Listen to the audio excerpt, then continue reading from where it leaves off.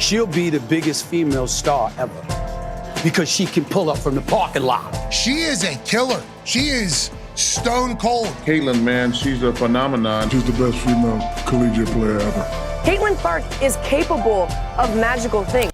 Caitlin Clark leaks shocking detail in her Fever contract, leaving fans stunned. Knowing that before Caitlin was Rihanna and Diana and Sue and Rebecca and all of those, Dawn Staley as a player, where does it go? Can it continue to climb, and will it climb on the back of now Paige Bueckers? For anyone questioning the Caitlin Clark effect, we now have people wanting to watch golf because of her. We saw the kind of offer that Ice Cube made to Caitlin to play in the Big Three. That is $5 million to play 3 months. Caitlin Clark just dropped a bombshell, leaking a shocking detail from her Fever contract that has left everyone in disbelief. Fans and insiders alike are stunned by what was revealed, adding more intrigue to her already impressive career. Let's break down the jaw-dropping revelation. Happy for her to get the 28 flipping million. She wasn't just a basketball player anymore, she had become a cultural phenomenon. Decision to make, right? Like maybe in any other year, you give this to Simone Biles, because I think her comeback in the Olympics was amazing. I mean, people pretty much did the postscript on her career. And after what happened to her in Tokyo, like, it's incredible. However, I mean, we've never, ever seen somebody in this way capture an audience, capture a new audience, and be able to absolutely attribute.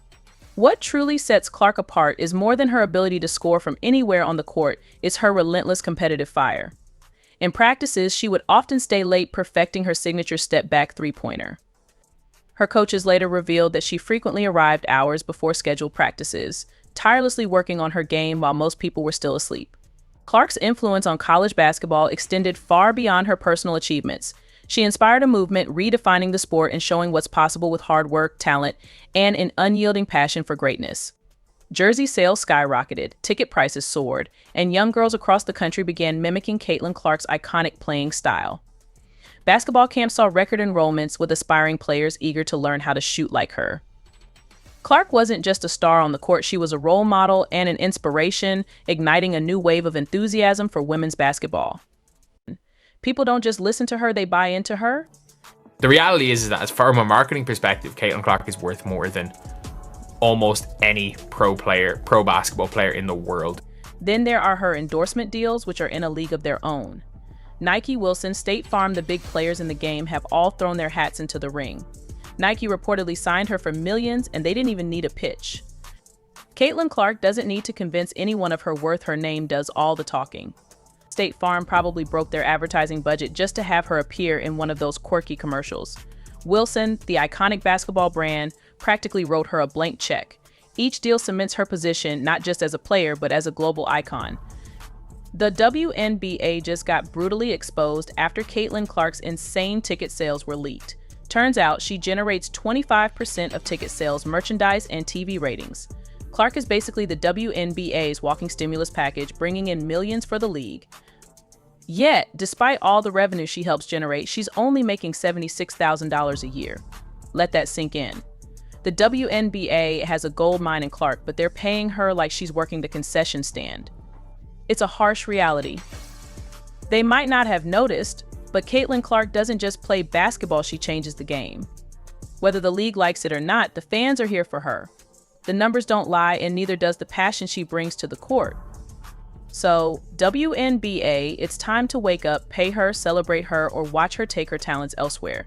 And we all know who would be losing in that scenario. Last season, Caitlin Clark didn't just play basketball, she transformed it into a national event. From sold-out arenas to skyrocketing viewership, the numbers were jaw-dropping. The Indiana Fever's home opener tickets hit $271 for the cheapest seat, more expensive than 29 out of 30 NBA teams' openers. Yes, you read that right. Caitlin Clark playing in a WNBA game generated more buzz than the NBA's biggest stars. For context, $271 could get you a decent seat at an NBA game or nosebleeds at a Caitlin Clark showcase. Talk about priorities. It's not just ticket prices. Clark reportedly added $36 million in revenue for the city of Indianapolis alone since being drafted. Let's be clear, that's not just the team, that's the city, restaurants, hotels, local businesses. They're all cashing in. Meanwhile, Clark herself gets pocket change compared to her impact. Fans are scratching their heads, wondering how the league justifies paying her the same as players who, respectfully, couldn't sell out a high school gym. Social media exploded when it was revealed that Caitlin Clark is responsible for 25% of the WNBA's total revenue. One player, 25%. The reaction was a mix of awe, outrage, and sarcasm. Comments like Clark is the reason this league is still afloat. And how does she not have her own private jet by now started flooding in? But the WNBA's response? Crickets. Let's not forget the TV ratings. When Clark played, her games often drew more viewers than marquee NBA matchups. For example, one of her college games pulled in 3.2 million viewers, outpacing a Warriors vs. Celtics clash at 3 million. Yes, women's basketball outperformed the NBA, but instead of celebrating this monumental shift, critics and even some WNBA players found reasons to hate. The numbers don't lie, but the league sure does. The WNBA wants to act like its success is the result of collective growth, but let's be real, it's Caitlin Clark dragging the league forward, kicking and screaming. Without her, those TV ratings plummet, those ticket sales nosedive, and those merchandise profits evaporate. The league should be bending over backward to keep her happy, not sticking to antiquated pay structures that scream, "We don't actually value you." Fans aren't blind to this nonsense. Social media is flooded with calls for change. People are pointing out the absurdity of her paycheck compared to her impact. It's not just about fairness, it's about business. You don't underpay the person responsible for your survival. That's not just bad optics, it's bad math. But apparently, the WNBA is too busy patting itself on the back for incremental growth to notice. The league is playing a dangerous game. If they don't adapt, they risk losing not just Clark, but the entire momentum she's created. Players like her aren't a dime a dozen, they're once-in-a-generation talents who can redefine a sport. If the WNBA doesn't figure out a way to pay her what she's worth, or at least close to it, don't be surprised if other leagues or opportunities come calling. And when that happens, the WNBA will have no one to blame but itself. Caitlin Clark, the rookie, drops a bombshell after making $10 million off the court. The basketball phenom, who's making less than the cost of a decent SUV in her first year on the court, has turned her modest paycheck into a PR goldmine. While others are sweating over their 9-to-5 grind, Caitlin is cashing six-figure checks just to show up and talk. And get this, some brands are willing to fork over more than the price of a house and fly her across the country just to have her grace their stage, while the WNBA throws her peanuts. Caitlin Clark has turned her off-the-court presence into a financial empire, stacking up $10 million in the process. Yes, that's right, the rookie everyone felt sorry for has more zeros in her bank account than some seasoned NBA veterans.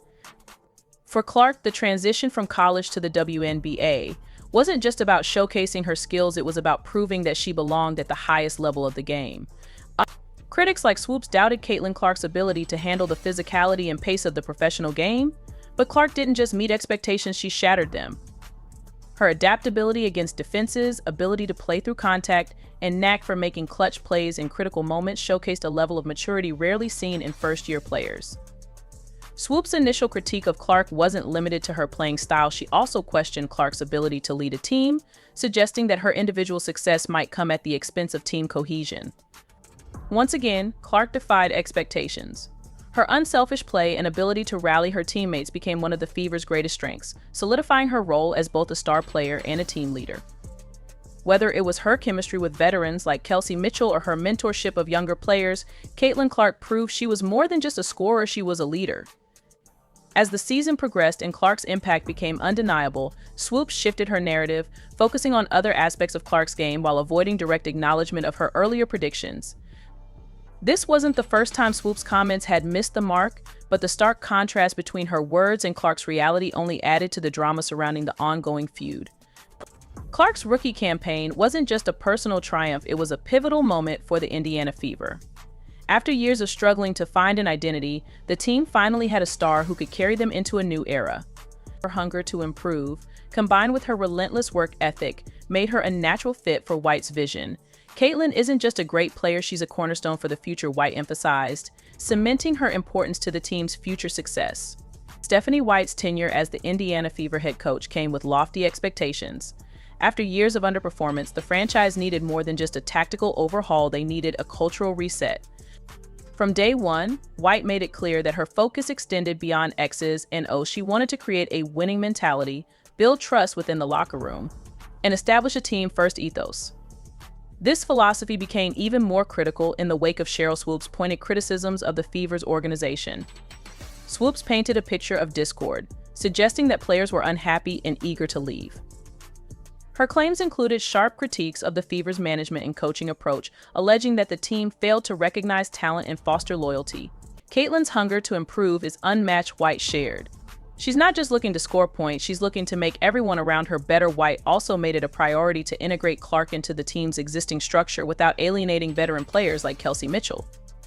Swoopes had criticized the Fever for their handling of Mitchell, an unrestricted free agent who had just come off a stellar season. White, however, was quick to highlight Mitchell's significance to the team's success, emphasizing her role in the team's continued growth and stability. Ensuring that Mitchell's contributions were both recognized and celebrated, White's balanced approach helped to dispel any notion of favoritism and reinforce the team's unity beyond individual relationships. She also addressed broader organizational changes that were essential for the Fever's resurgence. White implemented more rigorous training sessions, introduced analytics-driven game plans, and prioritized mental conditioning to prepare players for high-pressure situations. These measures paid off as the Fever not only improved their win-loss record, but also displayed a newfound resilience in close games. Swoopes' narrative of a fractured locker room couldn't have been further from the truth. Players often spoke about the familial atmosphere within the team, describing group outings, post-practice bonding sessions, and a shared determination to succeed. White's emphasis on accountability was key to this dynamic. She encouraged players to take ownership of their mistakes while also celebrating their achievements, fostering a culture of continuous improvement. As White worked to rebuild the Fever's image, she didn't shy away from addressing Swoopes' remarks head-on. In a candid interview, she called out the inaccuracies in Swoopes' statements, urging critics to look at the evidence rather than relying on hearsay. "Our players are proud to be part of this team," White asserted. "The work ethic, the chemistry, the hunger to win, it's all here. Anyone claiming otherwise hasn't been paying attention." Perhaps the most telling moment came when White discussed the team's future. Her vision extended far beyond a single championship. She spoke passionately about building a dynasty with Clark, Mitchell, and the rest of the Fever's core. Leading the charge, White explained, "This isn't just about winning now, it's about creating a legacy that lasts." In the face of criticism and doubt, White's unwavering belief in her team was a driving force behind their resurgence. Her ability to navigate the challenges of rebuilding a franchise while countering external negativity demonstrated her strength as a leader. By setting the record straight and focusing on what truly mattered, White not only silenced her detractors but also laid the foundation for a brighter future for the Indiana Fever. When Caitlin Clark entered the WNBA as a highly anticipated rookie, the expectations were sky-high. The Indiana Fever, in desperate need of a game-changer, had selected Clark in the draft, and everyone from fans to analysts had their eyes on her performance. But one particular voice echoed across the basketball community with criticism: Sheryl Swoopes. Swoopes, a legendary player and analyst, had been outspoken in her belief that Clark's game wouldn't translate to the professional level. She doubted that Clark's style would succeed in the WNBA and suggested that the transition would be more difficult than many anticipated. But Caitlin Clark wasn't just any rookie, she was a force of nature, an unparalleled talent who had already redefined college basketball with her incredible scoring, playmaking, and leadership at Iowa. So her ability to make plays from anywhere on the court was undeniable. When Clark made the leap to the WNBA, she quickly proved that the skeptics, including Swoopes, were wrong. Clark's rookie season with the Fever was nothing short of spectacular. In her first year, Caitlin Clark averaged 19.2 points, 5.7 rebounds, and 8.4 assists per game, solidifying her place as one of the brightest stars in the league. Not only did she dominate offensively, but her versatility made her an invaluable asset on defense as well. Clark's immediate impact on the Fever was undeniable, and she didn't just play the game, she changed it. She took on the role of a leader, not only by putting up impressive stats, but also by elevating the performance of her teammates around her. This was a stark contrast to Swoopes' early predictions. When Clark entered the league, many believed that her style of play, more individualistic and reliant on her scoring ability, wouldn't mesh well with the WNBA's team-oriented structure. Swoopes, with her wealth of experience and success in the league, expressed doubts about whether Clark could adapt her high-volume, high-scoring game to the professional level, but Clark quickly silenced those concerns with her all-around game and leadership on and off the court. Caitlin Clark did more than just adapt to the professional stage, she thrived. Her rookie success was evident in her ability to contribute to every aspect of the game. She became the catalyst for the Fever's offense, setting the tone for the entire team. Her court vision and playmaking were exceptional, and her leadership on the floor helped guide the team to their first playoff appearance since 2016. While her numbers were staggering, it was her ability to make her teammates better that truly set her apart, showing that her impact went beyond individual achievement. Caitlin Clark's leadership qualities were evident from the start, and Stephanie White, the Fever's head coach, quickly recognized that Clark was capable of much more than just scoring points. White's belief in Clark's potential grew as the season progressed. The coach played an active role in shaping Clark's development, focusing on refining her skills and expanding her basketball IQ. White worked with Clark to improve her efficiency on the floor, particularly in decision-making and maximizing her impact on both ends of the court. As the season unfolded, Clark's confidence and maturity grew, solidifying her undeniable impact on the Fever. Caitlin Clark was named Rookie of the Year and made the All-WNBA First Team, achievements that cemented her place as one of the league's top players. Even more impressive, however, was how Clark handled the pressure and criticism from voices like Sheryl Swoopes. Rather than getting distracted by negativity, Clark let her play speak for itself. Stephanie White, who coached Clark closely throughout the season, praised her for her resilience and drive. Caitlin's not just focused on being great herself, she's focused on helping this team succeed. White said in interviews, "Her growth as a leader has been incredible, and I'm excited to see how she continues to evolve as the Fever moved into the postseason." Clark's leadership was on full display throughout the season. She wasn't just a scorer, she was a floor general, a player who could make the right decision at the right moment. Her ability to facilitate the offense and set up teammates for success made her invaluable to the team's playoff run. While Swoopes may have underestimated Clark's ability to thrive in the WNBA, it was clear the rookie was more than ready for the challenge. In the end, Swoopes' criticism of Clark seemed misguided. Not only did Clark's game translate seamlessly to the WNBA, but she also became the centerpiece of the Fever's future success. Her growth from college star to professional leader was a testament to her work ethic, basketball IQ, and unrelenting desire to be the best. The contrast between Swoopes' early predictions and Clark's actual performance couldn't have been more pronounced. Where Swoopes saw limitations, Clark saw opportunities. Where others questioned her ability to adjust, Clark proved them wrong time and time again. With each passing game, Caitlin Clark continued to silence her doubters, including Sheryl Swoopes. Her journey in the WNBA became a victory, not only for herself, but also for the entire Indiana Fever franchise. It demonstrated that with the right leadership, talent, and work ethic, anything is possible. Stephanie White's sharp rebuttal serves as a powerful reminder that facts matter and leadership is grounded in truth. With Clark proving her doubters wrong and the Fever steadily improving, the future is undoubtedly bright for the team. This clash between WNBA icons highlights the power of resilience and growth. What's your take on this dynamic? Let us know in the comments below. If you enjoyed this breakdown, don't forget to like, share, and subscribe for more in-depth sports content. Stay tuned for part 2, where we'll unpack more of White's statements and explore how the Fever are making waves in the league this season. What Caitlin Clark did, because so many eyeballs were on her, she is a huge multiplier effect of that. The WNBA is buzzing, and all eyes are on the Indiana Fever as they charge ahead, leaving other teams in the dust. With new GM Amber Cox at the helm, the Fever are making bold moves that are as shocking as they are strategic. One of her most controversial decisions was letting Tammy Bentley go in the expansion draft, a choice that didn't sit well with many fans. This move has sparked a mix of excitement and concern among supporters, as they wonder what the future holds for the team under Cox's leadership.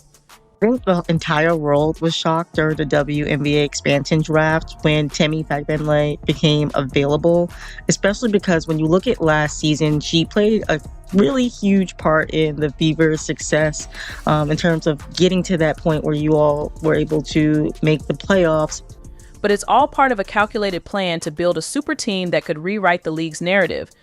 I see a lot of players wanting to go, in this offseason, a lot of players are going to want to go to the Fever. The Indiana Fever are setting their sights on Satu Sabally, one of the top free agents who could potentially join forces with Caitlin Clark, Kelsey Mitchell, and Aaliyah Boston. If this grand vision comes together, the Fever could transform from just another WNBA team into bona fide championship contenders, turning heads and silencing critics in the process. The stakes couldn't be higher as they aim to make a significant impact in the league and establish themselves as a dominant force. I'm just trying to think of who potentially could be in their plans. Like, obviously Satu Sabali is a potential player who you can get via some sort of trade. The potential addition of Satu Sabali to the Indiana Fever could be a transformative move that elevates the team to serious championship contenders. With her impressive skill set, including an average of 17.9 points, 6.4 rebounds, and 5.0 assists per game, Sabali would seamlessly complement the Fever's existing stars like Caitlin Clark and Kelsey Mitchell. Her versatility as a forward allows her to dominate multiple positions, making her a perfect fit for Indiana's fast-paced style of play. I think we're obviously at this very pivotal time in the WNBA, and obviously led by the Indiana Fever.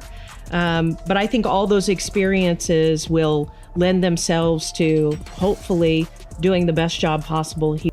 The synergy between Sabali and Clark, who leads the league in assists, could create an offensive juggernaut that would be difficult for any opponent to contain. Furthermore, Sabali's defensive prowess and ability to stretch the floor with her three-point shooting would address the Fever's positional needs, solidifying their roster as one of the most formidable in the league. If this dream pairing materializes, the Fever could not only enhance their playoff aspirations, but also position themselves as a legitimate threat for the WNBA championship. We get into free agency, the number one priority for us is re-signing Kelsey Mitchell. I think that backcourt was about as lethal as we've seen in the WNBA, and I'm talking maybe in history in the second half of the season last year.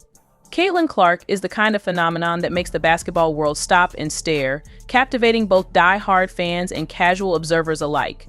Time magazine even crowned her Athlete of the Year, and the ripple effect of that recognition has been nothing short of seismic.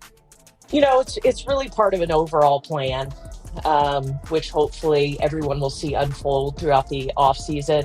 Now, the Indiana Fever's general manager, Amber Cox, is out here guns blazing with a grand plan to hitch the team's wagon to Clark's rocket, aiming to finally drag the Fever out of irrelevance.